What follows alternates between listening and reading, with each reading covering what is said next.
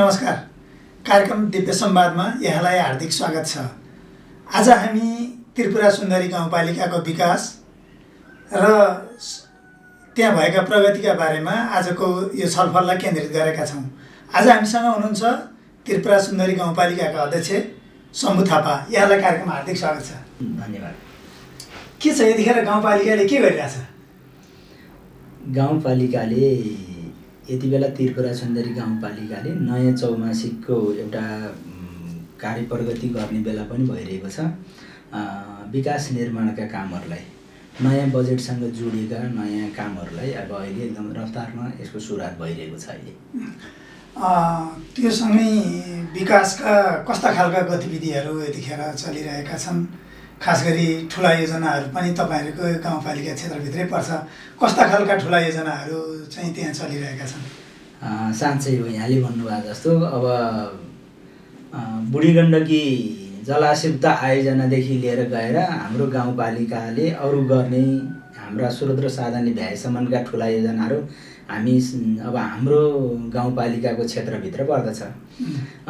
यति बेला हामीले अब बुढी गण्डकी आयोजनालाई छोड्ने बित्तिकै हामीले अलि ठुलै 47 करोडको लगानीमा रङ्गशाला निर्माणका कामहरूलाई सुरुवात गरेका छौँ। सुरुमा बिचमा अलिअलि सामान्य जग्गा सिमानाका विवादहरूले अलिअलि सामान्य विवादस्त रहे पनि त्यो निर्माणका कामहरूलाई अहिले अब सुरुवात गर्ने हामी एउटा अभियानमा लागिरहेका छौँ।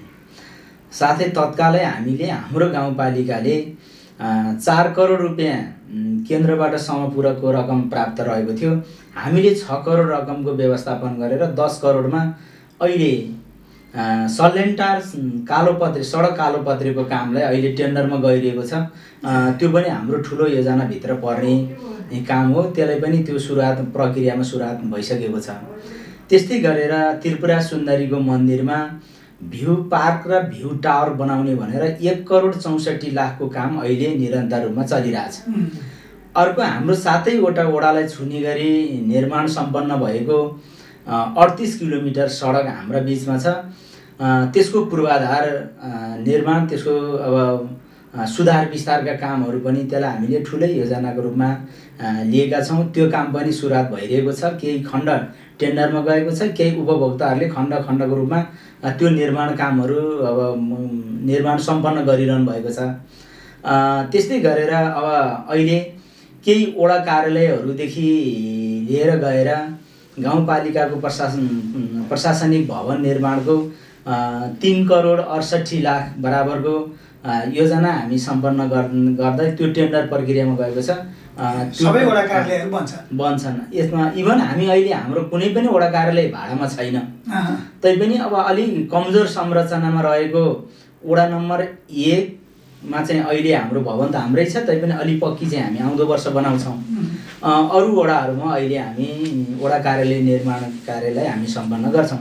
इभन वडा नम्बर 7 मा डुबान क्षेत्रमा परेको हुनाले भइरहेको संरचना अहिले राम्रै छ।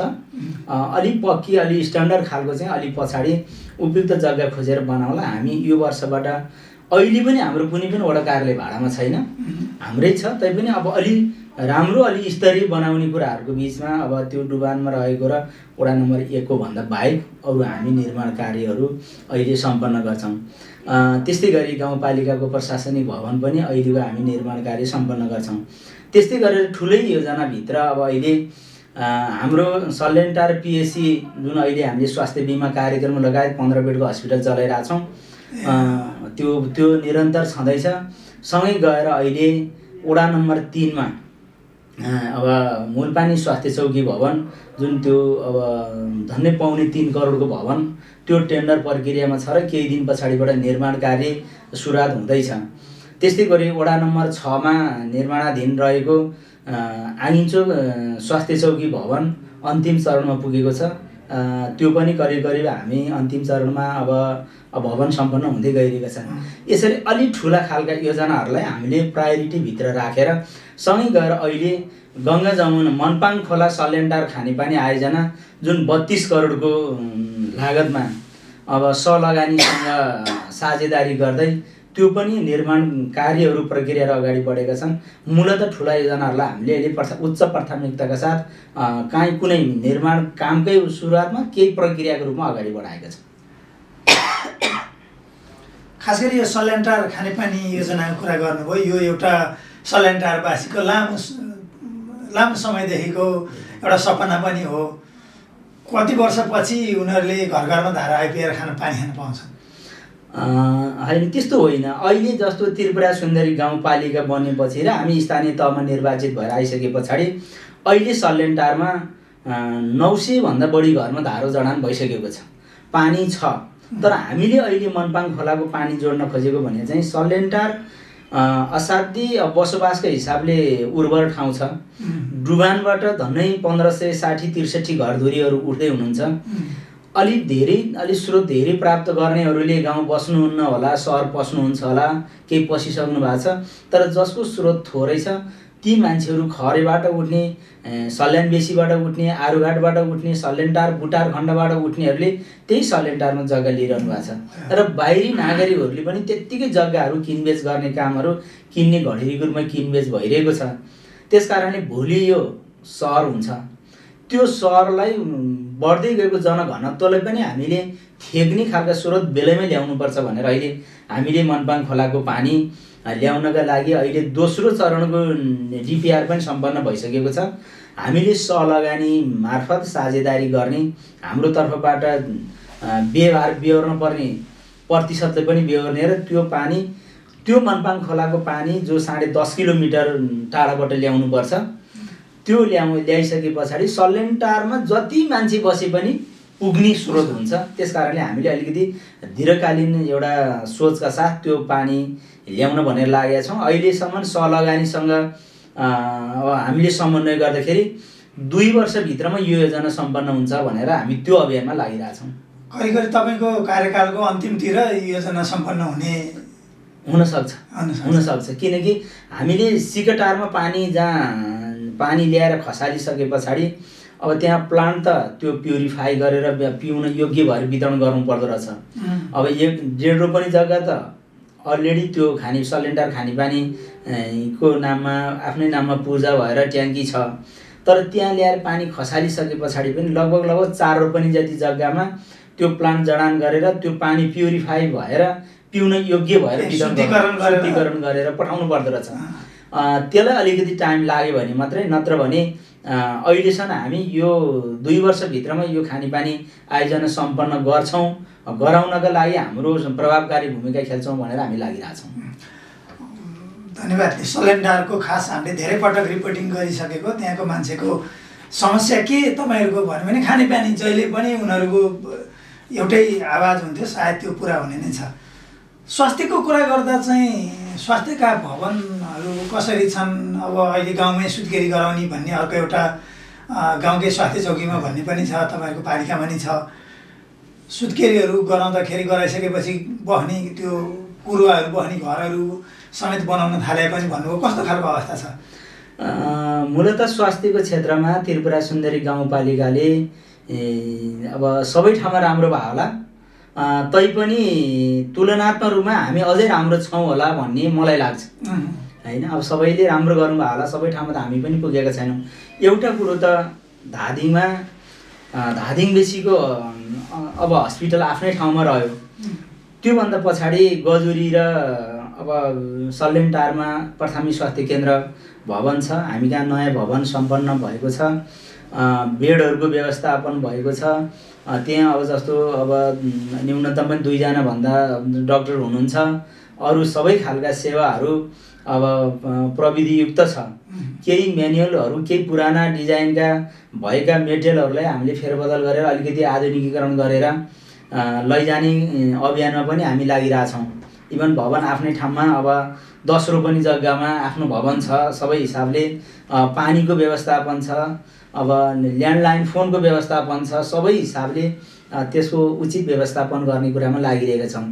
तैपनि फेरि सल्यानटारमा पिएचसीमा हामीले सेवा दिइरहँदाखेरि अरू ओडाबाट त्यहाँ आउनेहरूका लागि पनि राम्रो बनाउनु पर्छ भनेर हामी एउटा पहिलो चरणमा त सल्यानटार अब पिएचसीको जुन अब भवनलाई अलिकति व्यवस्थापन र त्यहाँको सेवा सुविधालाई त्यसको प्रभावकारी बनाउने, एम्बुलेन्सहरू कन्डिसनमा राख्ने काम त्यो निरन्तर भइरहेको छ भने अब हाम्रो सबै वडामा सबैभन्दा पहिला हामीले सुत्केरी प्रतीक्षालय भवन हामीले निर्माण गरेका थियौँ पहिला विगतमा।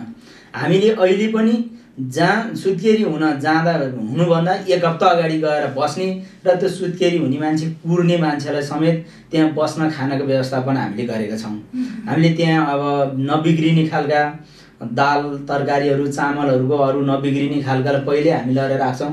ग्यास छ, हाम्रो अनुरोध छ जो कुर्न आउनुहुन्छ उहाँले पकाएर खुवाउनुहोस्, आफैले पकाएर खुवाउनुहोस्, अथवा सक्नुहुन्न कहिलेकाहीँ अशक्त मान्छे भयो बेसहारा मान्छे भयो भने हामीले त्यहीँबाट सेवा अरू मार्फत पनि पकाएर खानिदिने व्यवस्थापनहरू गरेका छौँ।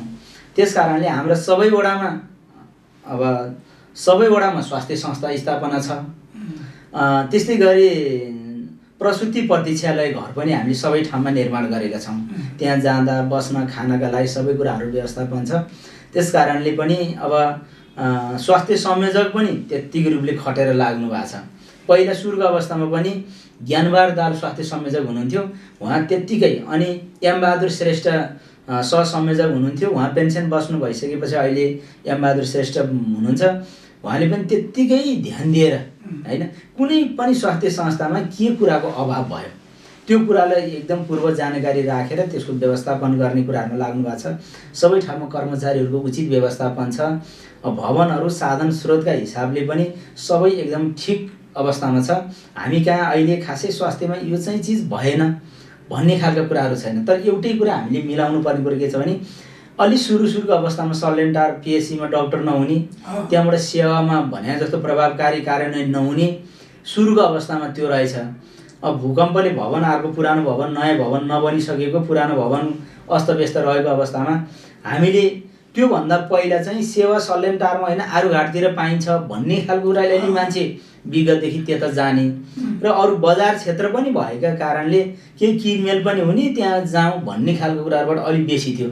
अहिले चाहिँ हरेक अब अहिले बैंकिङ सेवा पनि सल्यानटारबाटै पाउने भयो। हामीसँग 4-5 वटा बैंक छ। अनि अरु बजारकै हिसाबले पनि गाउँपालिकामा पर्ने कामका जिम्मेवारीका हिसाबले पनि र अब स्वास्थ्य सेवासँग पनि जोडले अहिले दिनानुदिन सल्यानटार पिएचसीबाट सेवा लिने अब सेवाग्राही एक्सरेहरूको व्यवस्थापन राम्रो छ। ल्याब हामीसँग छ, एक्सरे छ, सबै हिसाबले। एक्सरे अलिकति पुरानो म्यानुअल टाइपको छ भने पछाडी अहिले हामी डिजिटल एक्सरेमा गएका छौँ। हामी केही दिन पछाडी अहिले टेन्डरमा गइसकेको छ। हामी डिजिटल एक्सरेहरू पनि ल्याउँदै छौँ।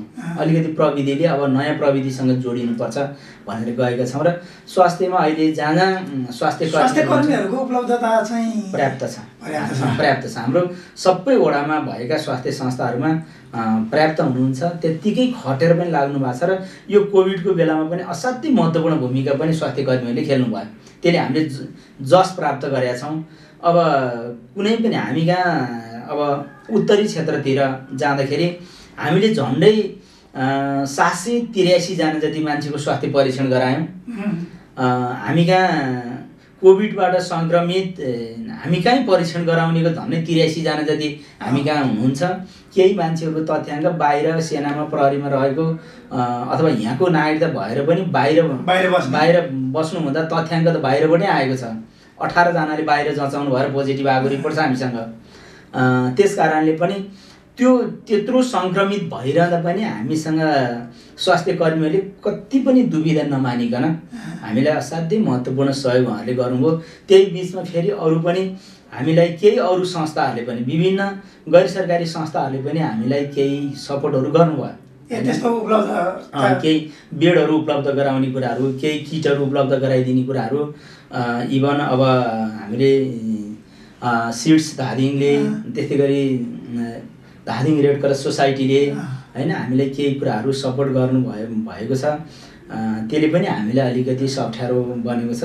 अरू विभिन्न अब प्रत्यक्ष अप्रत्यक्ष रूपमा अरू पनि गैर सरकारी संस्थाहरूले हामीलाई सपोर्ट गरिरहनु भएको छ। त्यस कारणले अहिले हाम्रो स्वास्थ्यमा कुनै त्यस्तो समस्याहरू अप्ठ्यारो परेको, त्यहाँ स्वास्थ्य कर्मी छैन, त्यहाँ औषधि छैन, त्यहाँ एम्बुलेन्सको सेवा पाएन भन्ने कुरो, बर्खामा कहिलेकाहीँ अब अलिकति कच्ची बाटो भएको कारणले कहिलेकाहीँ एम्बुलेन्स टाइममा पुग्न नसक्ने, ठुलो वर्षा भइरहेको बेलामा एकात्म केही समस्या भन्दा बाहेक अरू हामी कहाँ साधन तपाईँले अघि भन्नुभयो जस्तै त्यो वडासम्म पुग्ने बाटो पनि विस्तार सुधार गरेर पुर्याउने भन्नुभएको छ। अब अर्को वर्षदेखि त त्यो समस्या आउँदैन होला? आउँदैन। अहिले यो वर्षैबाट हामीले जस्तो वडा नम्बर 3 अब 6सम्मको 6को 7मा 1, 2 र 7मा अहिले पनि कुनै पनि बेला रोकिँदैन, त्यो समस्या छैन। वडा नम्बर 6मा पनि ग्राभेल भएर पुग्यो, त्यहाँ पनि समस्या छैन। अहिले वडा नम्बर 3मा पनि अहिले थोरै ग्याप बाँकी थियो, अहिले हुँदैछ काम। वडा नम्बर 3को पनि समस्या छैन। वडा नम्बर 4मा पनि अहिले अब ग्राभेल सडक 4 र 5मा पनि त्यो समस्या छैन। अब हाम्रो सबै वडामा जुनसुकै सर्वयामी अब एम्बुलेन्स सेवा पुर्याउने जहाँ समस्या हुन्छ त्यसलाई अहिले हामीले मेन्टेन गरौँ भनेर लागिरहेको छौँ। यो एउटा राम्रो पक्ष पनि हो। यो स्वास्थ्यको सँगै शिक्षाको कुरा पनि आउँछ। तपाईँहरूकोमा शिक्षालाई कुरा गर्दाखेरि व्यावसायिक अनि त्यसपछि सिपमूलक शिक्षा भनेर पहिला तपाईँहरूले नै आन्दोलनमा सहभागी पनि हुनुभयो। तपाईँको पालिकामा चाहिँ त्यसको कस्तो खालको व्यवस्थापन गर्नुभएको छ? सामान्य स्कुल जाने पढाउने त्यो एउटा त चलि नै गयो, यो व्यावसायिक सिपमूलक खालको शिक्षाको चाहिँ कस्तो खालको व्यवस्थापन गरिएको छ? अब मूलत यसमा विगतको जस्तै अलिकति व्यवस्थापन गर्नुपर्ने, हामी निर्वाचित हुँदाखेरि पहिलो चरण त भौतिक पूर्वाधारकै कारणले पनि अस्तव्यस्त रह्यो। अब अहिले यति बेला हाम्रो गाउँपालिकाभित्र सबै शैक्षिक संस्थाहरू न्यूनतम मापदण्ड पुर्याएर भवन निर्माण कार्य सम्पन्न भएको छ। जम्मा 2वटा सल्यानकोट मावि सुनपोखरी र सुन्दरी मावि त्रिपुरा सुन्दरी मावि कठेरीकोमा 2वटा भवन अहिले निर्माणाधीन अवस्थामा छ। अरू सबै विद्यालय भवनहरू निर्माण सम्पन्न भएर हस्तान्तरण भइसके। केही विद्यालयहरूमा रङरोगनहरू फर्निसिङका कामहरू बाँकी छ, अरू सम्पन्न भइसकेका छन्। अब अहिले हामीलाई अरू पूर्वाधार जस्तो पिउने पानीहरूको व्यवस्थापन गर्ने, शौचालयको व्यवस्थापन गर्ने, खेल मैदान कम्पाउन्डका कुराहरू अब हामीले सबै मावि तहहरूमा अहिले पहिला केही तहगत रूपबाट व्यवस्थापन गर्नुपर्छ भनेर पिउने पानी, कम्पाउन्ड, फर्निचरका व्यवस्थाहरूको रूपमा लगभग अब सम्पन्न भएको छ।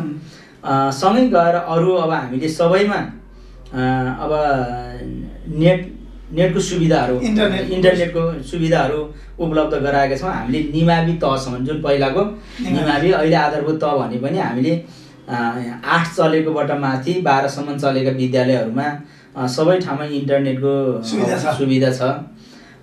त्यस्तै गरी अब लाइब्रेरीहरूको कुराहरू त अलरेडी छ। हामी कहीँ पनि कम्प्युटर नभएको विद्यालय कुनै पनि विद्यालयहरू छैन हैन। सबै विद्यालय त्यो आधारभूत रूपमा चलेको 1-3 चले भए पनि हामीले त्यहाँ कम्प्युटर उपलब्ध गराएका छौँ। सामान्य भने पनि जानकारी त्यहाँबाट लिन सकियोस् भनेर धेरै अब सल्यान टारमा त कतिपय ठाउँहरूमा त अब ल्यान्डलाइन फोनहरूबाट पनि हामीले सुविधाहरू लिइरहेको छ। हाम्रो बत्ती जडान नभएको विद्यालय कुनै पनि छैन, सबैमा छ। त्यस्तै गरी अहिले हामीले अब सेनिटरी प्याड त नेपाल सरकार मार्फतै उपलब्ध हुने भइहाल्यो। त्यो सेनिटरी प्याड कसैले दिन नपरोस् भनेर त्यो एउटा त्यो भेन्डिङ मेसिन भन्ने हुँदो रहेछ। त्यहीँबाट यसो टोकन राखेर जस्तो अब आफूलाई चाहिएको सेनिटरी प्याड निकाल्न सक्ने, छात्रहरूले निकाल्न सक्ने, अरू कसैले त्यहाँबाट झिकेर अब प्रयोग गर्न सक्ने यो खालको व्यवस्थापनहरू पनि हामीले सम्पन्न गरेका छौँ। अब बिस्तारै अब अलिकति गुणात्मक रूपले हैन शिक्षामा अहिले धेरै विद्यालयहरूले जो हामी कहाँ अलिक धेरै पनि छ। अब धन्य 8वटा हामी कहाँ अब बोर्डिङ स्कुलहरूमा निजी विद्यालयहरू छन्। ठुलै सङ्ख्यामा विद्यार्थीहरू त्यहाँ रहिरहेको र अब हामीले बिस्तारै अब सामुदायिक विद्यालयबाटै यी सबै खालका सेवाहरू प्राप्त गर्न सकिन्छ भन्ने आशयले केही जनप्रतिनिधिहरू पनि खटेर लाग्नु भएको छ। न्यूनतम पनि त्यहाँ पढाउने सरको बच्चाहरू त्यही सरकारी स्कुलमै पढाउनुपर्छ भनेर लागिरहनु भएको छ। त्योसँगै जनप्रतिनिधिको बच्चा पनि सरकारी छ। जनप्रतिनिधिका बच्चाहरूले पनि त्यहाँ पढाउनुपर्छ भनेर नीतिगत निर्णय पनि भइसकेको छ। थोरै ठाउँहरूमा कार्यान्वयन एकात्मकभन्दा बाहेक त्यो पनि कार्यान्वयनमा छ है। जनप्रतिनिधिहरू नै निजी विद्यालय चलाइरहनु भएको छ त। अब त्यो पनि छ फेरि है। अब एकात्म रूपमा अब यो हाम्रो यो अभियान ल्याउनु भन्दा पहिल्यैदेखि नै कतिपय रहिरहेका संरचनाहरू पनि छन्। अब कति बेला हामीले बिस्तारै अब त्यसलाई विमुख बनाउनुपर्छ होइन। बिस्तारै सबै खालका नेपाल सरकारले सेवा दिइसकेर नभेटेका कुराहरूमा स्थानीय तहले त्यसलाई समेटेको छ। जस्तो खाजा कार्यक्रम नेपाल सुरुमा हामीले सुरुवात गर्थ्यौँ, नेपाल सरकारबाट उपलब्ध छ। अब जस्तो अरू उनीहरूले जस्तो यही सेनिटरी प्याडको कुरा पहिला हामीले दिन्थ्यौँ, अहिले नेपाल सरकारबाटै उपलब्ध छ। पहिला हाम्रो पालिकाले दिन्थ्यो, गाउँपालिकाले हाम्रो त्यसको व्यवस्थापन गरेका थियौँ, अहिले त्यहीँबाट दिने। फोकल टिचरलाई ट्रेनिङहरू पहिला हामीले दिन्थ्यौँ, अहिले कार्यक्रमभित्रै होइन राखेर कार्यक्रमहरू छ। हामीले बाल क्लबहरूलाई कमसेकम बैठक चलाउन सिकाउने, माइनेट लेख्न सिकाउने, उहाँलाई छुट्टै सबैलाई बाक्सा अलग अलग दिएर उनका माइनेटहरू त्यहाँ राख्न सिकाउने, अरू स्रोतहरू व्यवस्थापन गर्न सिकाउने, उनीहरूको अलिकति क्षमताहरूसँग पनि जोड्नु पर्यो होइन भन्ने हिसाबले हामीले त्यो पनि एउटा कार्यक्रमहरू जोडेका छौँ। अब अहिले आइसके पछाडि अब नेपाल सरकारबाटै जस्तो अब एक विद्यालय एक नर्स कार्यक्रम अब अहिले हाम्रो 4वटा विद्यालयमा छ। त्यहाँमाथि सल्यानटार रानीपौवा माविलाई नमुना विद्यालयको रूपमा त्यो अब सरकारले घोषणा गरेर त्यो निर्माणाधीन अवस्थामा भौतिक निर्माण अवस्थामा भवनको पनि त्यो निर्माणाधीन अवस्थामा छ। सँगै गएर हामीले त्यहाँ सङ्गीत टिचर अब होइन सङ्गीत त्यहाँ वाद्यवादन सिकाउन पर्यो, सङ्गीत सिकाउन पर्यो। अब त्यस्तै गएर अब उसलाई गायनमा चासो दिने विद्यार्थी छ भने उसलाई गाउन सिकाउन पर्यो। गेम टिचर भर्ना गरेर जस्तो गेम खेल्न सिकाउनु पर्यो होइन। यो सबै कुराहरूसँग अब अहिले हामीले जस्तो ड्रइङ टिचर अब कुनैले अब राम्रो खालको ड्रइङ गर्नलाई उसले बेलैदेखि सिकाउनु पर्यो होइन। त्यो ड्रइङ टिचरहरूलाई राख्ने त्यो एउटा अभियानमा लागिरहेको छ। र त्यहाँ अहिले हाम्रो जस्तो साइन्स जस्तो अब प्योर साइन्समा सञ्चालन गर्ने भनेर त्यो एउटा विद्यालय लागिरहेको छ। त्यस्तै गरेर अहिले हाम्रो कार्की गाउँ मावि सल्यानकोटमा अहिले पशु भेटनरी कक्षा 9 देखि 12 सम्म चाहिँ त्यहाँ त्यो अहिलेबाट सुरुवात गरेर त्यसलाई त्यो अब त्यसले त्यहाँबाट एउटा सुरुवात भइरहेको छ। त्यस्तै गरी अब कृषि प्राविधिकका रूपले अब अहिले सुन्दरी मावि आइन्चोकले त्यहाँ सुरुवात गर्न यो वर्षबाट त्यहाँ कृषिसँग अब जोडिएर त्यहाँ पढाइ भइरहेको छ। बिस्तारै अब कतै न कतै हामीले लिङ्कअप गर्नुपर्छ। सबै विद्यालयले चलाउनु भन्दा बरु एउटा विद्यालयले एउटा सेक्टरको चलाउने, त्यो गाउँपालिका अरू नजिक पाए परेका अरू गाउँपालिकाबाट छिमेकी नगरपालिका त्यहाँबाट पनि त्यहाँ गएर पढ्न सकुन्। यसरी बिस्तारै अब सिपमूलक ढङ्गबाट पनि उहाँहरूलाई कतै न कतै जोड्नुपर्छ भनेर हामीले भौतिक पूर्वाधार सम्पन्न भयो। अब बिस्तारै अब अलिकति हामीले उहाँलाई सिपमूलक र अब व्यवसायमूलक बनाएर लानका लागि अब यो सरसल्लाह भएर अब यसलाई अगाडि बढाउने स्टेप चाहिँ अगाडि बढाएको छ। यो के व्यवसायिक कुरा गरिहाल्नु, कृषिलाई चाहिँ व्यावसायिक बनाउनलाई केही पालिकाले कस्तो खालको लगानी गरिरहेछ? अब यस्तो छ, बिस्तारै अब सुरुको अवस्थामा थिँदै थिएन भन्दा पनि हुन्छ। तर अहिले हामी कहाँ 12-15वटा जति फर्महरू राम्रो प्रभावकारी रूपमा चलेका छन्। र अहिले यो कोभिड पछाडि विदेशबाट आएर बस्नुहुने भाइ बहिनीहरू अरू कृषक अरू दाजुहरूले पनि यसलाई अलिकति फर्मको रूपमा विकास गर्ने भनेर अहिले धेरै ठाउँहरूमा खोर बनाउने कामहरू, तरकारीका बिउहरू उत्पादन गर्ने, नर्सरी तयार गर्ने यो कामहरूमा असाध्य अहिले खटेर लागिरहनु भएको छ। हामीले बेमौसमी तरकारीहरू तयार गर्ने जस्तो अहिले पनि अब यही बिचमा पनि हामीले अलि ठुलो अब हेफरसँगको साझेदारी कार्यक्रम चलाउने भनेर हामीले 1 करोड 5 लाख रुपियाँ कृषि र पशुतर्फलाई केन्द्रित गरेर नै मूलत कृषिसँग जोडिने भनेर हामीले अलि त्यो पैसा गाउँपालिकाले विनियोजन गरेका छ। हामीले हेफरसँगको एउटा औपचारिक एउटा आइएनजिओ हैन हो। हामीले विगतमा भूकम्पको बेलामा हेफर भन्ने संस्था साबीको मुलपानी गाविसमा थियो। त्यो कार्यक्रम प्रभावकारी भएका कारणले, राम्रो छ भन्ने भएको कारणले अहिले पनि उहाँहरूले केही साझेदारी कार्यक्रमहरू ल्याउनु भएको छ।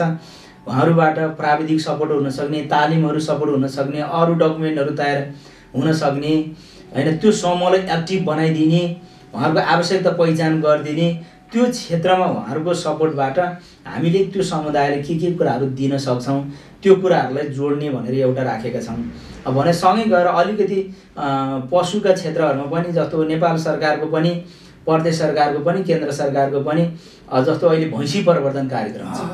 हाम्रो गाउँपालिकामा विगतदेखि एउटा दुग्ध डेरी सञ्चालन गर्ने भनेर हाम्रो खरे त्रिपुरा किसान सहकारी संस्थामा दुग्ध डेरी सञ्चालन गर्न सक्ने औजारहरू हामीलाई नेपाल सरकारबाट अनुदान मार्फत प्राप्त भएको छ।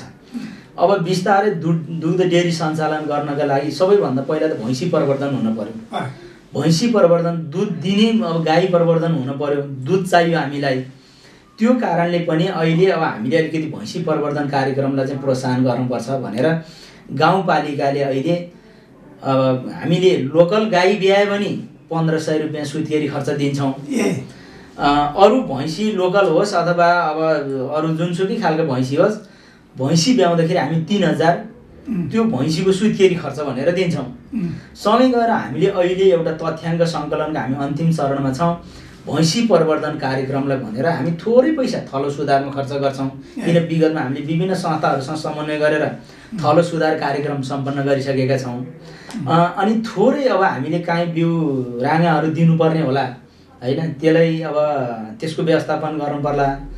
अब हामीले काहीँ अब केही ठाउँहरूमा अब हामीले राँगा मात्रै पुर्याउन नसकिने भइसकेको कारणले हामीले एउटा नसल सुधारको रूपमा हैन, नसल सुधारका रूपमा पनि अब हामीले गएर अब जस्तो इन्जेक्सन मार्फत पनि अब हामीले अब सेवा दिइरहेका छौँ है, सेवा दिइरहेका छौँ। यसो गरिरहँदाखेरि हामी अहिले जुन हामीसँग रहेको 32 लाख रुपियाँ पैसा छ, त्यो चाहिँ अहिले भैँसीको तथ्याङ्क आइसकेपछि हामी प्रत्येक भैँसी पाल्नेलाई 2 वर्षभन्दा माथिका भैँसीका पाडीदेखि ब्याउने दुहुना जे भए पनि यो तथ्याङ्कको आधारमा हामी प्रति भैँसी प्रति महिना 1500 पुग्छ कि 2000 पुग्छ कि हामी प्रति महिना दिन्छौँ। त्यो भैँसीलाई परल किनेर खुवाउन सकोस् अथवा दाना किनेर खुवाउन सकोस्। कोही गरिब मान्छेले भैँसी पालेर चाहिँ घाँस वनमा गएर उसले ल्याउँछ, त्यसले चामल किनेर भने खाएर भने भैँसी त हृष्टपुष्ट हुन्छ हैन। त्यस कारणले त्यो कसले पायो कसले पाएन भन्नेसँग हामी छैनौँ, सबै घरलाई दिने भनेर समानताको आधारमा 5 वटा भैँसी पालेर छ भने उसले पाउने तुलनात्मक 2000 पायो भने त 1000 महिना पाउन सक्ने भयो हैन। अब उसले 700 दरले पाउने रहेछ भने 7000 पाउन सक्ने भयो। अनि एउटा पाल्नेले एउटाको पैसा पाउँछ, 5 वटा पाल्नेले 5 वटा पैसा पाउँछ। तर हामीले यसमा जस्तो राँगा पाल्नेलाई हाम्रो कार्यक्रमभित्र राखेका छैनौँ। त्यो चाहिँ मासु जान्ने भएर त्यसको विधि अलिक फरक बनाएर जानुपर्छ भनेर कसैले 50 वटा राँगो पाल्नु होला। तर हामी त्यहाँ चाहिँ हाम्रो आशय चाहिँ दुग्ध उत्पादनसँग जोडिने हो। त्यो पैसा लिनका लागि उहाँले अनिवार्य बिमा गर्नुपर्छ है, अनिवार्य बिमा गर्नुपर्छ। अहिले शिखर कम्पनीले अब नेपाल सरकारबाट हाम्रो धादिङमा तोकिएको कम्पनी शिखर कम्पनी रहेछ, अरू कम्पनीले पनि बिमा काम चाहिँ गरिरहनु भएको छ। तर अरूलाई चाहिँ गर्दिन भन्न पनि पायो, तर शिखरले गर्नै पर्यो। त्यस कारण पहिला हामीले पशुबाट सुरुवात गरेका छौँ। अब अरू व्यक्तिको मान्छेको स्वास्थ्य बिमा कुरा त आफ्नो ठाउँमा चलिरहेकै छ, छुट्टै बाटो भइहाल्यो। पछिल्लो चरणमा गएर हामीले उहाँहरूसँग अनुरोध गरेका छौँ, अब अहिले भैँसीमा पहिलो चरणमा गरिदिनुहोस्, त्यो पछाडि बाख्राहरू, कुखुराहरू, बालीहरू हैन, यो सबै बिमाका कामहरूलाई अगाडि बढाउनुपर्छ भनेर अहिले हामीले राखेर छलफल गरेर एक खालको अन्तर्क्रिया सकेका छौँ। यो अभियान सुरु गरिरहेछौँ। यो अलिकति मानसिक रूपले नै किसानलाई तयार बनाउन सक्यो भनेदेखि मलाई घाटा पर्दैन। मेरो एउटा 1 लाखको भैँसी बिमा गर्दा उहाँले 1100 रुपियाँ तिर्नुपर्छ हैन। हामीले त्यही बेलामा 3000 रुपियाँ त उहाँलाई यताबाट पनि सपोर्ट गर्छौँ। अरू पाल्नका लागि 500, 700, 1000, 2000 कति होला, किसानले 1100 हाल्नुहुन्छ, तपाईहरुले 3000 हाल्दिनुहुन्छ हैन। त्यो चाहिँ हामीले जस्तो अरू प्रवर्धनलाई दिन्छौँ हामी हैन। उहाँले 1100 रुपियाँ तिरेर 1 लाखको भैँसी त कमसेकम ग्यारेन्टी भयो उहाँको हैन। काहीँ भइतप्पे केही पर्यो भने उहाँले त्यहाँबाट त अब बिमाबाट पाउने भनौँ न अब 90% कति पैसा उहाँले पाउनुहुन्छ। त्यस कारणले पनि यो अलिकति भैँसी प्रवर्धन कार्यक्रमलाई पहिलो चरणमा हामीले यसलाई अलि पहिलो प्राथमिकतामा हामीले अगाडि बढाएका छौँ र त्यो एउटा दुग्ध डेरी मिल्दा त्यही त्रिपुरेश्वरमा चलाउने, इनकेस भएन भने टारी बेसी वा सल्यानटारको खोल्ची त्यहाँ त्यो संस्था त्यो अब दुग्ध डेरी राखेर फुलखर्कबाट कसैले दुध बढी भएको छ भने बसमा पठाउनुहुन्छ, त्यहाँ दिनुहुन्छ। दही चाहियो त्यहीँबाट हामी प्याकिङ गरेर उहाँको नाममा दही पठाइदिन सक्छौँ। 5-7 जना मान्छेले त्यहाँ रोजगार पाउनुहुन्छ होइन। फुवा बनाउनु भयो भने बेलुका घरमा जाने एउटा छोरो घर जाँदैछ, घरमा बुढी आमा हुनुहुन्छ, के लगिदिने कप्प खानेकुरो भने त्यहाँ फुवा बनाउनु भने उहाँले कमसेकम होइन 1 पाउ 2 पाउ आफ्नो हेरेर खुवा लगेर यसो लगेर खुवाउन सक्नुहुन्छ। त्यस कारणले यसलाई अलिक चलपल हुने ठाउँको केन्द्र बनाएर यसको व्यवस्थापन गरौँ है भनेर चाहिँ सोच भएर अगाडि छलफलको रूपबाट अगाडि बढिरहेछ। शुभकामना छ, यो खालको काम सक्नु नै हुनेछ। अघि अलिकति सामाजिक सुरक्षाको कुरा निकाल्नु भएको थियो तपाईँले, जस्तो सबभन्दा कामै गर्न नसक्ने वा दलित वा गरिब, सबभन्दा गरिब यस्ताहरूका लागि चाहिँ विशेष के खालको योजना हो तपाईँको? अब यस्तो छ, हाम्रो अब पहिलो जस्तो अहिले एउटा सामाजिक सुरक्षा अन्तर्गतको भत्ता हामी अहिलेसम्म हातमा खुवाउँथ्यौँ। अब यहाँभन्दा सुरुको अवस्थामा चाहिँ हामीले सामाजिक सुरक्षा भत्ता खातामा होइन हातामा भन्ने हाम्रो कार्यक्रम थियो। हामीले हातमै लगेर दिनुपर्छ होइन। अझै हामीले अरू घर परिवारका नातेदारलाई पनि नपठाउने र घरमै लगेर दिने, त्यही मान्छेलाई दिने, सकेसम्म अझ खुजुरा बनाएर साटेर लगेर दिने, त्यो खालको कार्यक्रम थियो। तर अहिले नेपाल सरकारको एउटा अवधारणा त्यसो गरिरहँदाखेरि कतै लामो समयसम्म मृत्यु भएका मान्छेहरूको तथ्याङ्क पनि प्राप्त नभएको, दुरुपयोग भएको, काहीँ कसैले चाहिँ अब भत्ता लिएर नातिले लिएर गयो, हजुरआमाको हातमा हजुरबा हातमा नपरेका एकात्मक कुराहरू अब आयो होलान्। आयो र कतिपय अवस्थामा सामाजिक सुरक्षा भत्ता वितरण काममा अलि लामो समयसम्म असारमा लिएर गएर सामाजिक सुरक्षा भत्ता बाँड्न पर्ने, बाँडिरहँदाखेरि अब साउनतिरसम्म पुग्ने, कहिलेकाहीँ त्यो पैसा कागजपत्र बुझाउन ढिलो भइरहँदाखेरि बेरुजु बस्दिने होइन। यो इभन धेरै ठाउँहरूमा त्यो टाइममा त्यो ल्याएर भरपाईहरू नबुझाउँदाखेरि बेरुजु बस्ने समस्याले पनि यसलाई एउटा बैङ्क मार्फत जाने कुरा छ। अर्को हाम्रो लक्षित कार्यक्रम छ महिला, दलित, जनजाति, अपाङ्गहरूको बिचमा, अब बाबुआमा विहीन बच्चाहरूको बिचमा होइन, अब सडक बालबालिकाको बिचमा जाने हाम्रा कार्यक्रमहरू छ। अहिले पनि हामीले सूचना आह्वान गरिसकेका छौँ। जो बाबुआमा विहीन बच्चाहरू हुन्छन् उनीहरूलाई 18 वर्षभन्दा तलकालाई अब हामीले बालबालिका मानेका छौँ। त्यो तथ्याङ्क हामीले अहिले विद्यालयहरूमा सङ्कलन गरेर विद्यालयले पनि हाम्रो अब सामाजिक तथा महिला विकास शाखामा, गाउँपालिकाको शाखामा ल्याएर तथ्याङ्क बुझाउनु भएको छ। त्यो केन्द्र सरकारबाट पनि 72,000 रुपियाँ पैसा छ। अब कस्तो बालकलाई कसैले खानेकुरा दिनु पर्ला, कसैलाई अब संरक्षक भएर पाल्ने घरलाई लै यो ल्याएर खानिदेऊ भन्नु पर्ला, कसैले कपडा दिनु पर्ला, अब कापी कलम दिनुपर्ने पो हो कि झोला दिनुपर्ने पो हो कि, घरबार केही नभएको अवस्थामा रहेछ भने के गर्नुहुन्छ होइन। जस्तो काहीँ न काहीँ ऊ संरक्षकको रूपमा बसिया होला त्यो बच्चा होइन, उसको मामा घर बसिया होला अथवा कोही नातादारको घरमा बसिया होला, काहीँ यसरी ऊ जहाँ बसिया छ त्यही घर परिवारलाई हामीले सपोर्ट गरिदिने होइन, राखेर सरसल्लाह गर्ने गरेर त्यो पनि एउटा हाम्रो कार्यक्रमभित्र छ। मूलत अपाङ्गहरूको बिचमा हामीले पुगेका छौँ, सबैलाई कार्ड वितरणका कामहरू हामीले सकेका छौँ। विगत वर्षमा पनि हामीले 18वटा व्हिलचेयर होइन अब वितरणका कामहरू सक्यौँ। उहाँहरूलाई कसैले अब उहाँहरूको मागका आधारमा अहिले हामीले त्यो कार्यक्रमसँग जोड्न हाम्रो नीति कार्यक्रमले पनि जो अपाङ्ग हुनुहुन्छ, जो वृद्ध हुनुहुन्छ त्यस्ता मान्छेहरूलाई हामीले आय आर्जनसँग जोड्नका लागि माउरी पालन र परेवा पालन कार्यक्रम भनेर हाम्रो कार्यक्रमले जोडेको छ। परेवा जस्तो यो परेवा चाहिँ अब यस्तो हो, 5-7 जना बुढा मान्छेहरूले समूह बनाएर एउटा टोलकोले परेवा पाल्नु भने परेवाको खोर बनाइदिने। परेवा एक महिनामा 1 जोर बच्चा हुन्छ। 1 जोर बच्चा ठाउँ अनुसारको 500-600 रुपियाँ पैसा आउँछ। बुढाले परेवा चराउन जान पनि परेन, घाँस काट्न जान पनि परेन होइन। सामान्य अवस्थामा यसो नुन अलिअलि अब भयो। त्यसको बजार क्षेत्र चाहिँ के हो त? अब हाम्रो माग्नु भेगमा समस्या छैन। हाम्रो घलेहरूलाई परेवा नभई हुँदैन। उहाँहरूको हरेक कुरा एउटा महिला सुत्केरी भएर आयौँ भने हाम्रो परम्परा चाहिँ खसी काटेर बोका काटेर खुवाउने हो भने उहाँहरूको चाहिँ 1 जोर परेवा गरेर ढेँडो अनिवार्य खुवाउनु पर्ने हुन्छ। अनि त्यो खालको अब उहाँहरूको आफ्नो खालको पनि त्यो अब कार्बोहाइड्रेटका कारणले होला अथवा प्रोटिनका कारणहरू केही होला, त्यसले चाहिँ अलिकति सुत्केरी महिलाहरूको ज्यानमा चाहिँ त्यसले ज्यान बाँध्छ भन्ने खालको कुराहरू छ। परेवा असाध्यै बिक्री हुन्छ।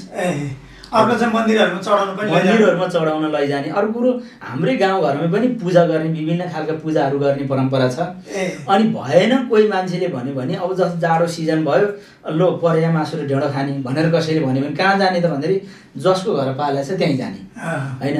त्यस्तो रहन सक्यो भने त्यो कुरामा जोडौँ भनेर हाम्रो सरसल्लाह हाम्रो नीति कार्यक्रमले पनि त्यसलाई सम्बोधन गरेर किनकि बुढापाकाको आम्दानी के गर्ने त भन्दाखेरि भत्ता मात्रै त पर्याप्त नहुन सक्छ त्यो 5-10 जोर पर्या उहाँले एउटा 10 जोर पर्या काहीँ पाल्नु भने खोर बनायो न 1.5 भयो भने खोर 20 जोर पर्या राख्नु भने खोर बन्छ अनि त्यसलाई दाना खुवाउनु पनि पर्दैन घाँस खान जान पनि पर्दैन चराउन जान पनि पर्दैन अनि त्यो पर्याबाट पनि यसरी बिक्री भएर आउँछ हैन अब बट्टै बिक्री भइरहेछ भँगेरा बिक्री भइरहेछ पर्या बिक्री नहुने हैन नहुने भन्ने कुरै भएन पर्याप्त खोज्ने अझ हाम्रो माग्लो भएको चाहिँ जस्तो यहाँ ढोलामा पाठीको भने जस्तै हाम्रो गङ्गा जमुना पर्या उडाउने विभिन्न पर्व हुन्छ हैन त्यो मैले हेरेर आएको थिएँ पर्या हुन्छ त्यसकारण हामीले त्यहाँको आवश्यकतालाई पनि मध्यनजर गरेर पर्या पाल्ने कार्यक्रमलाई अगाडि सुरुवात बढाउनुपर्छ भनेर हामीले यो पाल्न थालिसकेका छ समूहगत रूपमा हामीले अब समूह बनाउनुस् हैन व्यक्तिगत रूपमा नि गर्न सक्नुभयो ज्येष्ठ नागरिकलाई त्यो जस्तो अनि अर्को त्यही कुरो कसरी पाल्छु भने जस्तो अपाङ्गलाई हामी सपोर्ट गर्छौँ अपाङ्गले केही गर्न सक्दैन पर्याको निगरानी गर्न सक्छ अनि माउरी जस्तो माउरीको घार सहितको माउरी दिने अब हामीले विगतमा 60-70 जना अपाङ्गलाई दिएछौँ यसलाई हामीले निरन्तर दिनेर त्यो माउरीको मह त माउरीलाई खासै अब अरू व्यवस्थापन गर्न नपर्ला होइन हेर्न सकियो त्यसमा त्यो आम्दानी चाहिँ कसलाई निर्देशित गर्ने भयो भन्दाखेरि जो आम्दानीको स्रोत छैन अपाङ्ग हुनुहुन्छ उहाँहरूलाई यो माउरी र यो पर्या पालनसँग जोड्न पर्यो भनेर हाम्रो कार्यक्रमले राखेको छ र यसलाई हामीले अहिले छलफलको चरणमा छौँ कुन समूहले गर्न चाहनुहुन्छ हैन त्यो समूहमा लैजाने भनेर त्यसलाई कार्यक्रम पास भएर अब छलफलको चरणमा कसले पाल्नुहुन्छ हैन अब इभन माउरी त हामी सबैलाई दिउँला तर पर्या पाल्ने कुरो चाहिँ उहाँहरू पनि उत्साहित हुनु पर्यो कहाँनिर पाल्नुहुन्छ कसको घर पाल्ने अथवा म एक्लै पाल्छु मलाई सपोर्ट गर भन्न सक्नुहुन्छ उहाँहरूले त्यस कारणले अहिले त्यो ढङ्ग पनि गएको छौँ र हामीले अहिले अब महिला लक्षित कार्यक्रमहरू जस्तो अब अलिकति बाल विवाहका कुराहरू हाम्रो गाउँपालिकाभित्र ठुलो सङ्ख्यामा अब अलिकति दरै कुमालहरू रहेछ सल्यानटारमा जो 60-65% दरै कुमालहरू हुनुहुन्छ अलि बाल विवाह उहाँहरूको परम्परागत चलन छ त्यसमा अब धेरै कुराहरू त कमी हुँदै आइरहेको छ तैपनि त्यो ठ्याक्कै अब प्रतिबन्धित छ भन्न मिल्दैन त्यस कारणले विभिन्न संस्थाहरूसँग हामीले समन्वय गरेर यो अब अलिकति उमेर नपुग्दै बिहे गर्ने कुराहरूलाई अलिकति कन्ट्रोल गर्नुपर्छ अलिकति उहाँहरूलाई चेतनाको रूपमा अगाडि बढाउनुपर्छ भनेर विभिन्न खालका कार्यक्रमहरूले पनि हामीले अब सबै ठाउँमा गर्नुपर्छ अझ अलि त्यसको अलि बढी टार्गेट चाहिँ सल्यानटारलाई नै बनाउनुपर्छ हैन यो कुराहरूमा लागेका छौँ र हामीले अरू अब अहिले गएर जो मान्छे विपन्न हुनुहुन्छ जसलाई हामीले सहारा नदिनुहुने खालका कुराहरू छ हामीले त्यस्ता घर परिवारहरूलाई आवश्यकताका आधारमा उहाँहरूलाई प्रत्यक्ष रूपमा कसैलाई खानेकुराको आवश्यकता होला कसैलाई औषधि उपचारसँग जोडिएका कुराहरू होला हामीले भनेका छौँ अहिले पनि हामी जो अहिले नयाँ रूपमा अब मुटु मृगौला ब्रेन ट्युमर हैन जुन अब परिभाषित छ 8 प्रकारका औषधिहरू त्यो रोगका लक्षणहरू लागेका मान्छेहरूलाई हामी 10,000 रुपियाँ पैसा दिन्छौँ एड्सका रोगीहरूको तथ्याङ्क जहाँबाट हामीले प्राप्त गरेका छौँ उहाँहरूलाई हामी वर्षको अब लिन आउनुभयो भने हामी 10,000 रुपियाँ पैसा दिन्छौँ है त्यो पनि हाम्रो छ केही तथ्याङ्क हामीलाई जानकारी भएका तथ्याङ्कहरू छन् इभन हामी बाहिर सार्वजनिक गर्दैनौँ तैपनि अब उहाँहरूलाई पनि हामीले बोलाएर आउनुहोस् तपाईँलाई यो खालको सुविधा छ हैन भनेर भन्छौँ उहाँलाई राखेर अलिक काउन्सिलिङ पनि गर्छौँ हामीले किनकि तपाईँका कारण काउन्सिलरहरू छ इभन हामीले जे जानेछौँ हामी स्वास्थ्य संयोजक तर्फबाट डक्टरहरूलाई बोलाएर इभन अब हामी आफैले पनि कतिपय अवस्थामा तपाईँहरूले मलाई म यस्तो पीडित छु भन्ने कुराहरू भन्नुपर्छ हैन तपाईँका रगत मार्फत कसैले केही चिज सर्ला तपाईँले जुठो खानेकुरामा सर्न सक्ला के होला त्यो सर्ने विभिन्न विधिहरू मध्येमा तपाईँसँग अरू सजग होस् तपाईँ सक्नु तपाईँ आफै त हुनुपर्छ अलिअलि सहजीकरण गरेर कमसेकम उसले 10,000 पैसा दिने भनेपछि हामी कहाँ सम्पर्कमा आउँछ आएपछि राखेर हामी जसले हुन्छ राखेर अलिकति काउन्सिलिङ गरेर हैन त्यो कुराहरूले ल तपाईँका कारणबाट यो रोगहरूको नसरोस् भनेर त्यो भन्नका लागि पनि हामीले यसो बोलाएर लानेर अब अहिले त्यस्तो विधि म यो भएका कारणले म पछाडि परेँ भन्ने जस्तो अवस्थाहरू छैन जसले सिक्न चाहनुहुन्छ नि हामीले त्यो कुराहरूले जोडेका छौँ जस्तो हामी नै आइसके पछाडि हामी कहाँ इलेक्ट्रिसियन तालिम लिएर अहिले सारा विद्युतका सारा आफै काम गर्ने 50 जनाभन्दा बढी मान्छे हुनुहुन्छ हो हामीले नै तालिम दिएका मान्छे अहिले 10 वटा भन्दा बढी ग्रिल उद्योग चलाएर बस्नु भएको छ हैन हामीले सामान्य तालिम दियौँ अब हामीले घरेलुको संयोजनमा तालिम दिएको मान्छेले ऊ अहिले आफैले 5-7 जना मान्छे राखेर हैन उसले अब ग्रिलको काम गरिरहेछ हैन। केही ठाउँमा हामीले फर्निचर जस्तो अब फर्निचरमा काम गर्नेहरूले तालिम दियौँ, उसले अहिले आफैले थुप्रै ठाउँमा फर्निचरहरू राखेर सेवा दिइरहेछ। राम्रो छ। त्यस कारणले अब अझै पनि हामीले यो वर्ष पनि मेडफा मार्फत एउटा अब सिप विकास कार्यक्रमले पैसा राम्रै छ, सबै गाउँपालिकालाई छ हैन, 24-25 लाख रुपियाँ पैसा छ। यो वर्ष पनि हामी अहिले छनौट गर्ने प्रक्रियामा छौँ, त्यसको सहजकर्ताको छनौटको विज्ञापन भइरहेछ। अब हामी कसले के सिक्न चाहनुहुन्छ, मैले पहिल्यै सिप सिकेको छु भन्ने मान्छेहरूलाई अब हामीले अहिले तथ्याङ्क सङ्कलन गरेका छौँ।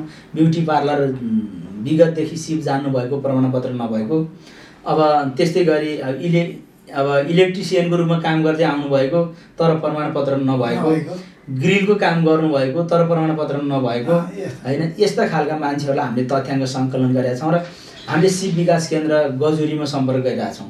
अब मङ्सिरको 12 गतिबाट त्यहाँ फर्म खुल्छ, उहाँले गएर फर्म भर्नुहुन्छ, उहाँले प्र्याक्टिकली परीक्षा दिनुहुन्छ, पास हुनुहुन्छ, अब काम गरेर अच्छा हुनुहुन्छ, सिप जति पनि भएको प्रमाणपत्र नभएको हैन। त्यस भएर त्यो प्रमाणपत्र लिइदिनका लागि पनि हामीले सिप विकास केन्द्र गजुरीसँग समन्वय गरेर उहाँहरू 12 गते मङ्सिरको परीक्षा हुन्छ। अब भएपछि उहाँहरू प्रमाणपत्र युक्त हैन, भोलि प्रशिक्षक उहाँले बनाएर अर्को कार्यक्रम हामीले चलाउन सक्छौँ। यसरी सिलाइ कटाइको पनि हो, आफ्नो घरमा बसेर सिलाइ कटाइ गरिरहनु भएको छ। अब इभन अब हाम्रो परम्परागत पेसा दमैहरूले आफ्नो घरमा बसेर कोट प्यान्ट सारा सिलाउनुहुन्छ तर प्रमाणपत्र छैन। त्यहाँ तालिम दिनु पऱ्यो भने पढेकै मान्छे भयो नि, उहाँसँग प्रमाणपत्र छैन, हामीले ती मान्छेहरूको नि अहिले तथ्याङ्क सङ्कलन गरेर उहाँलाई प्रमाणपत्र दिन्छौँ। अब सिलाइ कोट प्यान्ट सिलाउन प्रशिक्षक खोज्न हामी अन्त नजाने, त्यो प्रमाणपत्र आइसकेपछि जसले सिलाएर बस्नु भएको छ प्रशिक्षक उहाँले बनाउने हैन। यो कुराहरूसँग पनि जोडेर हामीले बिस्तारै अलिकति सहजता ल्याउने, सफ्टवेयर बनाउने अब भनेर एउटा अभियानमा चाहिँ हामी लागिरहेछौँ। धन्यवाद। यो सँगै अलिकति यो छलफललाई तपाईँको पालिकाको आन्तरिक विषयतिर, यो बाहिर पनि चर्चामा आएको विषय, के विवादहरू पनि देखिया थिए? यति धेरै राम्रो काम गरिरहनु भएको छ तपाईँकै भाषामा भन्दाखेरि, तपाईँको पालिकामा के विवादहरू पनि आइरहेछन् नि? किन यस्तो विवादहरू आइरहेछ? यो यस्तो हो, जहाँ एक्सन हुन्छ त्यसको रियाक्सन पनि हुन्छ। काम धेरै अलि गर्न खोजिरहेको ठाउँमा त्यसको प्रतिक्रिया आउँछ। रङ्गशाला बनाउने भनेर हामी लाग्यौँ, उजुर पऱ्यो हैन। रङ्गशाला काम पनि भइरहेछ, मुआवजा दिने काम पनि भइरहेछ, अरू अब अलिकति उजुर पऱ्यो, किन गर्यो? अब कहिलेकाहीँ सबै मान्छेले समान हिसाबले मन नपर्न सक्छ। रङ्गशाला बन्छ, उजुर परिरहेछ परिरहेछ हैन। किन भन्दाखेरि अहिले पनि हामी 1,60,00,000 रुपियाँ पैसा मुआवजा दिनलाई हामीले गाउँपालिकाले छुट्टिया छौँ।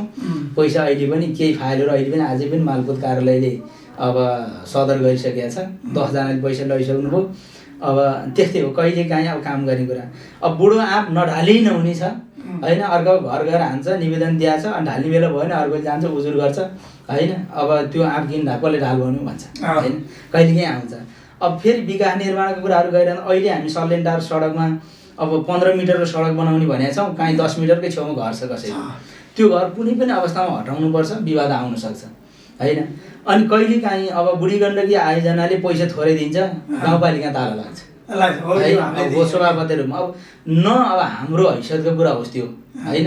त्यो अब एउटा निश्चित रूपबाट अब ऊर्जा मन्त्रालय, गृह मन्त्रालयदेखि लिएर आएर जिल्ला प्रशासनले मुआवजा डिसिजन गर्छ, कम आयो भन्छ, अब हामी कहाँ आउँछ।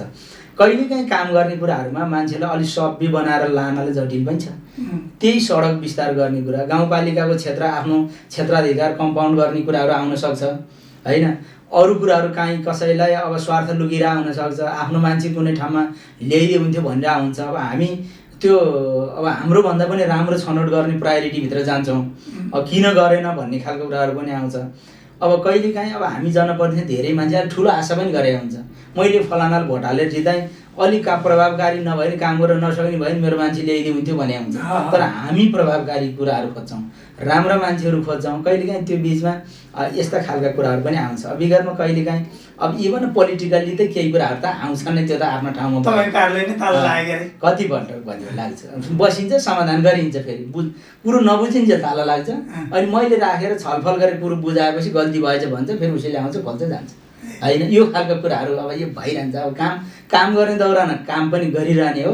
कहिलेकाहीँ अब तर्क वितर्कले जित्न नसक्ने, अब केही भर्न सकेन भने आवेगमा जाने, ताल लाउने, एकछिन पेसा पनि खोल्ने। अब यस्ता खालको कुरा त यो त हामी त जनरली सामान्य मान्छौँ। अब त्यस कारणले फेरि राखिन्छ, छलफल गरिन्छ। अब कुरो बुझाएपछि बुझ्छन् अनि आफ्नो बाटो लाग्छन्। त्यही हो, खासै त्यस्तो समस्या मान्नु पर्दैन। र यो एउटा छलफल भयो। अब तपाईँसँग यो छलफल गरिरहँदाखेरि तपाईँले चुनावको बेलामा भन्नुभएको थियो होला कतिवटा योजनाहरू गरिदिन्छु, कतिवटा ठाउँमा भोट माग्न जाँदाखेरि चाहिँ जनताहरूलाई म यो काम गरिदिन्छु।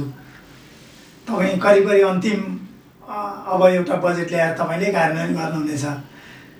त्यहाँसम्म आइपुग्दाखेरि आफैलाई समीक्षा गर्नु पऱ्यो भने कहाँनिर पाउनुहुन्छ? अहिले मलाई के कुरो म विश्वस्त छु भने जे कुरा हामीले गर्छौँ भनेको थिएँ, मैले असाध्यै ठुलो स्वरले भाषण गरेर भनिहिँडेको सल्यानटारमा पानी खुवाउँछु भन्ने चाहिँ मेरो सबैभन्दा पहिलो कुरो भन्नुपर्ने कुरो थियो। त्यो अहिले हामीले देउराली खोलाको पानी तानेका छौँ, पानी पर्याप्त छ। पानधारेमा एउटा डिप बोरिङ चलायौँ, त्यो पर्याप्त चलेको छ। अहिले विगतदेखि विवादस्त भएर आउन नसकेको पानधारेको पिउने पानी अहिले हामी माथि तानेका छौँ, त्यो पानी पर्याप्त छ। हो, अब त्यस कारणले अहिले हामीले जहाँ स्रोतहरू छ सल्यानटारमा अहिले पिउने पानीको अभाव छैन। दिउँसो खोल्दा पनि पानी आउँछ, बेलुका खोल्दा पनि पानी आउँछ, बिहान खोल्दा पनि पानी आउँछ, पानी छ। अब सदुपयोग पनि के अर्थमा भयो भन्दाखेरि असाध्यै सल्यानटारको मान्छेले पानी सदुपयोग गर्न जानुभएको छ। किन हिजो दुःख गरी टाढाबाट पानी बोकेर ल्याउनु परेर कि अल्लो खोला कि पल्लो खोलाबाट ल्याउनु पर्ने हुन्थ्यो। त्यसको व्यवस्थापन गरेको ठाउँमा पानी इभन अहिले अरू अन्तको स्रोत नआउँदा पनि खुसी हुनुहुन्छ। र मैले मनपाङ खोलाकै पानी ल्याउँछु भनेर बोलेको कारणले म त्यो चाहिँ कुरो सबैभन्दा मैले आत्मसात गर्नुपर्ने पाटो पर्छ। मैले त्यो पानी ल्याउनका लागि बोलेको छु, मुहान दर्ता भएको छ, काम सुरु भइसकेको छ। अब इभन अब कहिलेकाहीँ अब टाढाको भएको कारणले समय लाग्ला, यो आफ्नो ठाउँको कुराहरू छन्। 2 वर्षभित्र आउँछ तपाईँले? त्यो एकदम अब अहिले अब हामीले सहलगानीसँग हामी त्यही आश्वासन पाछौँ होइन। अहिले तपाईँले सिकेटारमा पानी ल्याइदिनुहोस्, अरू त हाम्रो संरचना अलरेडी छ, धारा जोड्न परेन। त्यहाँ हाम्रो अब 63 देखि अब कति एमएमको पाइप राख्नुपर्छ, अहिले पुग्ने जनतालाई त पाइप छँदैछ होइन, सबै घरमा धारा लान पुग्ने त्यो भएका कारणले त्यस्तो समस्या छैन। अरू कुराहरू हामीले बनाउन चाहेको, हामी निर्वाचन भएर आउँदाखेरि निर्वाचित जनप्रतिनिधि बनिरहँदाखेरि जो विद्यालय भवनहरू अस्तव्यस्त थियो यो बनाउँछौँ भनेर बोलेका थियौँ, त्यो सम्पन्न भएको छ। हामी सबै वडामा स्वास्थ्य संस्थाको पहुँच पुर्याउँछौँ भनेको थियौँ, त्यो अब हामीले त्यो पुर्याएका छौँ। अब कमसेकम सडक संरचनाहरूलाई सर्वयामी बनाउने भनेको छौँ, हामी बनाउँछौँ होइन। अहिले हाम्रो सबै टोल बस्तीमा त भन्न सकिएन, तर हामीले बनाउने भनेको सल्यानटार हुँदै एउटा ठुलीबेसी मूलपानी मुर्चोक जाने सडक, त्यो सर्वयामी बनाउने भनेको छौँ। त्यो यो वर्षबाटै त्यसको कुनै समस्या हुँदैन। अर्को आगिन्चोक बेलुङ भएर फुलखर्का जाने सडक, त्यसलाई हाम्रो प्रायोरिटीभित्रको एउटा सडक हो, त्यसलाई हामी अहिले यो वर्ष नै हामी सर्वयामी बनाउँछौँ। त्यस्तै गरेर अर्को एउटा वडा नम्बर 5 को गणेशस्थान भएर हटिया भएर बेलुङ निस्किने, बोगटी खोला भएर बेलुङ जाने सडक छ, त्यो पनि अहिले एउटा निरन्तर रूपमा चल्ने हुन्छ। अर्को हाम्रो प्रायोरिटीभित्रको सडक भनेको टारीबेसी खरे बजार हुँदै हाम्रो अब बेलुङ निस्किने सडक छ, आँपसोर बेलुङ जाने सडक छ, त्यो यता हाइडोपट्टिबाट पनि जोडिन्छ हिउँदमा। त्यस कारण त्यो सडकलाई पनि हामीले अब कुनै पनि अवस्थामा सर्वयामी बनाउने भनेर लागेका छौँ हामीले। अब हाम्रो प्रायोरिटीभित्रले विगतमा हामीले भूकम्पको बेलामा सबैका घरमा पुर्याइदियौँ, किन घर बनाउनु पर्ने जरुरी थियो। केही हामी कहाँ अहिले पनि हामीसँग सवाल जोडिएका कुराहरू, केही भूकम्प पीडितहरू वास्तविक पीडित लाभग्राही हुनुपर्ने होइन, त्यो घर धनीलाई हामीले भनेका थियौँ तपाईँहरूको छुट्या घर हामी दिलाउँछौँ भनेका थियौँ। हामी आउँदा 1200 घरधुरी जति छुट्या थियो, इभन अहिले 150 घरधुरी जति बाँकी छ, अरू त लाभग्राही बनाइयो। त्यो 150 घरधुरीलाई लाभग्राही कसरी बनाउने भन्ने हामीले बोलेको कुराहरूभित्र एउटा चिन्ता छ। कहिलेकाहीँ त्यसको एउटा प्रक्रियामा उजुरीमा पनि गएको छ, तर कहिलेकाहीँ त्यो लाभग्राही भएर आउने हो कि नआउने हो होइन, यो खालको एउटा समस्या छ। अरू कुराहरू हामीले बोलेका नागरिकको बिचमा हामीले भ्रष्टाचार गर्दैनौँ, अनियमितता गर्दैनौँ, हामीले पूर्वाग्रही गर्दैनौँ होइन, हामी विकासमा एउटा समानताको रूपले हेर्छौँ होइन, तपाईँले साथ दिनुपर्छ जसरी हामीले भनेका थियौँ। त्यो कुराहरूमा हामीले नागरिकको बिचमा पछाडि कुरा के गर्छन् हामीलाई थाहा छैन, तर हाम्रा अगाडि फेस टु फेस हो यहाँ यो चाहिँ खालका यो चाहिँ यहाँ नियत राखेर यो गलत भयो भनेर कसैले औँलो उठाउने ठाउँ छैन। त्यस कारण हामी विश्वस्त छौँ। तैपनि फेरि अब अझै पनि मैले म मात्रै भएर हुँदैन, मेरो टिम सबैले प्रभावकारी काम गर्नुपर्छ। काहीँ कमी कमजोरी भएका छन् भने पनि हामीले भनेका छौँ तपाईँले बेलामा सल्लाह सुझाव दिनुहोस् हामीलाई, यहाँ अप्ठ्यारो भयो, यहाँ अलिकति प्रभावकारी भएन है भन्ने ठाउँमा हामी बेलामा राख्छौँ, छलफल गर्छौँ, कुराकानी गर्छौँ र तुरुन्त सुल्झाउँछौँ। त्यस कारणले पनि अहिले वास्तवमै अब सङ्घीयताले चाहिँ राम्रै काम गर्दो रहेछ भन्ने अब नबुझ्नेहरूले कति भन्नुहुन्छ थाहा छैन, बुझ्नेहरूले यो कमसेकम राम्रो रहेछ। स्थानीय तहको निर्वाचन नभए अहिले यो कोभिडको बेलामा यस्तो व्यवस्थापन हुन पनि सक्दैन थियो। यसले राम्रो खालको भूमिका अदा गरेछ। सबै जनप्रतिनिधिहरूले असाध्यै राम्रो भूमिका खेल्नु भएको छ भन्ने समग्रमा मसँग आउँदा रिपोर्ट त्यसरी आइरहेछ। अन्त्यमा यो छलफल नागरिकहरूले सुन्नु नै भयो होला, तपाईँलाई भन्नुपर्ने छुटेको जस्तो लागेको, तिहार पनि नजिकै आउँदैछ, शुभकामना सहित। एकदम। अब एउटा कुरो त आज संयोगले त्रिपुरा सुन्दरी गाउँपालिकाभित्र नयाँ संरचना पछाडि निर्वाचन पछाडि भएका केही कुराहरू सबैको बिचमा राख्ने एउटा अवसर प्राप्त गराइदिनु भयो। म सिङ्गो यहाँको टिमलाई म एउटा धन्यवाद दिन चाहन्छु। अन्तिममा फेरि पनि जस्तो अहिले कोभिडको महामारी अझै छ, म सबैका बिचमा अथवा मूलत अब हाम्रो उत्तरी भेगतिर अलिअलि ठुलो जात्रा पर्वहरू पनि लाग्ने बेला पनि सुरुवात भएको छ। गङ्गा जमुना त्यत्तिकै महत्त्वपूर्ण जात्रा लाग्ने ठाउँ हो। बुढाथुमको अधिकारीहरूको कुलाइनमा त्यत्तिकै एउटा पर्वको रूपमा जात्रा लाग्छ। त्यस्तै गरी त्यहाँ कालिका स्थानमा त्यत्तिकै राम्रो एउटा जात्रा लाग्छ। हामीले अस्ति दसैँमा, चैते दसैँमा पनि हामीले अनुरोध गऱ्यौँ त्रिपुरा सुन्दरीमा ठुलो पर्व जात्रा लाग्ने, पूजा हुने, धेरै बलिहरू लाउने ठाउँ हो, त्यहाँ पनि नगरिदिन अनुरोध गऱ्यौँ। अस्ति दसैँमा पनि हामीले अनुरोध गऱ्यौँ तपाईँले असाध्यै पूजा नगरी नहुनेले गएर पूजा गर्नुहोस् भन्यौँ। बत्ती बाल्नेले अगाडि नै नौरथा लागेदेखि नै बत्ती बाल्नुभयो, भिड गर्नु भएन। त्यस्तै गरी अहिले पनि म फेरि सबैका बिचमा त्यत्तिकै ठुलो पर्वको रूपमा सल्यानबेसी जात्रा, यो धादिङको नै सबैभन्दा बढी जनघनत्व जम्मा भएर जात्रा लाग्ने नुहागी माई मेला हुन्छ।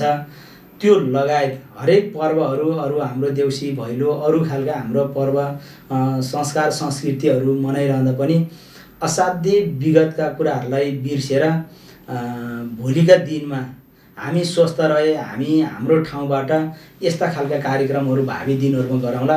अहिले जसुकै होस् नभनिकन वृद्ध बालक अथवा वयस्क जोसुकै आमा बुबा दाजुभाइ दिदीबहिनीहरूले उच्च सतर्कताका साथ आफ्नो हैसियत हेरेर यो पर्व मनाइदिनका लागि म अनुरोध गर्न चाहन्छु। त्यस्तै गरी यो अहिले हामी यो दीपावलीको पूर्व सन्ध्यामा छौँ। म हाम्रो दिव्य दर्शन टेलिभिजन मार्फत सबैलाई यो शुभ दीपावली 2077 को पूर्व सन्ध्यामा सबैको सुख शान्ति समृद्धि दीर्घायु र कहिले पनि अप्रिय घटनाहरू यहाँहरूको बिचमा नघटोस्। कहिलेकाहीँ यो पर्वलाई हामीले जुवा तासका रूपमा पनि लिने, विभिन्न खालका पर्वहरूको रूपमा पनि लिने परम्परा छ। यसलाई हामीले पुराना कुराहरूलाई बिर्सेर नयाँ ढङ्गबाट, नयाँ तरिकाबाट यस्ता पर्वहरूलाई मनाउने शुभकामना दिने हामी सबैले गरौँ। आफ्नो हैसियत हेरेर हैन, अब आफ्ना खानपान, अब अरू खालका औकातहरू देखाउने कुराहरूलाई पनि आफ्नो हैसियत हेरेर मात्रै यो पर्वको बदनाम नहुने गरी झै झगडा गर्ने, अनावश्यक रूपबाट जाने कुराहरूलाई सबैले नगरिकन यो सबैका लागि तिहार असाध्यै राम्रो पर्व हो भनेर एउटा हार्दिकता सौहार्दपूर्व हामी सबैले तिहार मनाऊ भन्ने सबैका बिचमा शुभकामना व्यक्त गर्न चाहन्छु। मेरो व्यक्तिगत तर्फबाट, सिङ्गे गाउँपालिकाको तर्फबाट सबैको बिचमा शुभकामना व्यक्त गर्न चाहन्छु। धन्यवाद। यो छलफलमा यहाँको महत्त्वपूर्ण समय र विचार उपलब्ध गराइदिनु भयो। पालिकाको गतिविधिका बारेमा हामीले छलफल गऱ्यौँ। यहाँहरूको जिज्ञासा प्रतिक्रिया केही भए दिव्य दर्शन टेलिभिजनमा उपलब्ध गराइदिन अनुरोध गर्दै आजको कार्यक्रमबाट बिदा हुन्छु। दिव्य दर्शन टेलिभिजन हेर्दै गर्नुहोला। नमस्कार। नमस्कार।